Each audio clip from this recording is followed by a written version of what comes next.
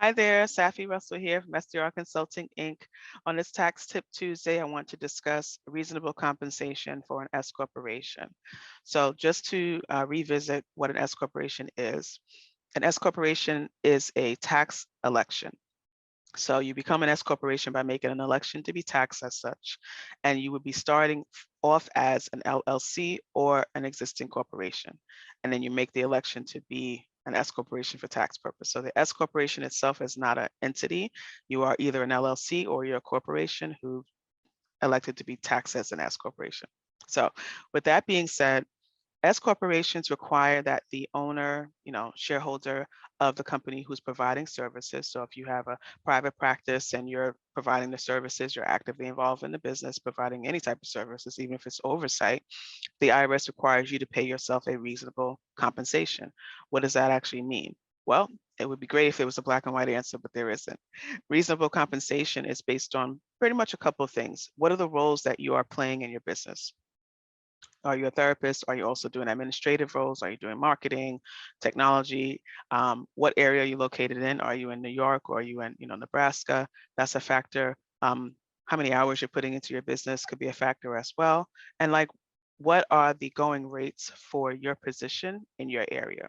So number one, if you were to replace yourself, what would you pay that person? Or if you were to work into a job, W-2 position tomorrow, what would you be paid for what you're doing?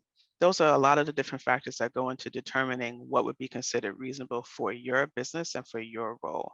All right. And you want to have proper research or work with a professional like myself who works with companies who have a lot of research that's gone into determining these numbers. And we can take you through a survey, a very detailed survey about the different things you do in your business to then provide you a reasonable compensation number based on labor statistics and case studies and so on. So regardless of how you arrive at that number, the IRS wants you to show proof of how you arrived at that number to make sure it's considered reasonable. Why is this so important? Because as an S Corp, for tax purposes, you can save on self-employment tax. But you also need to make sure you're paying into Social Security and Medicare appropriately.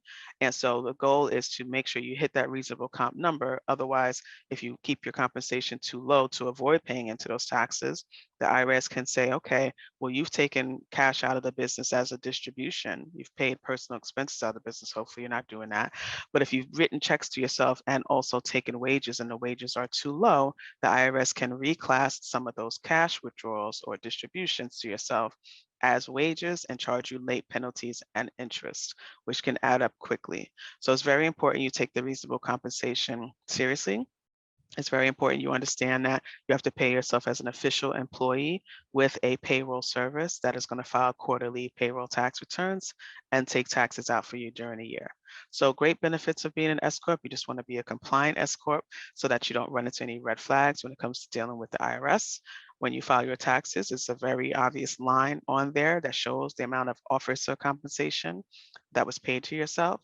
So it's very clear to the IRS if you're taking money out as a distribution and not paying yourself an officer compensation, they will see that very clearly. Okay, if you need any assistance with determining reasonable compensation or if S Corp is a good fit for you, feel free to connect with me and I look forward to hearing your story. Take care.